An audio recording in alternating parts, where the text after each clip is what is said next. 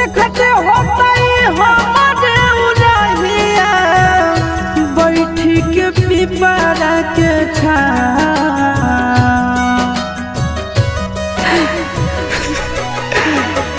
देखते होता हमारे उड़हिया बैठी के पिपरा के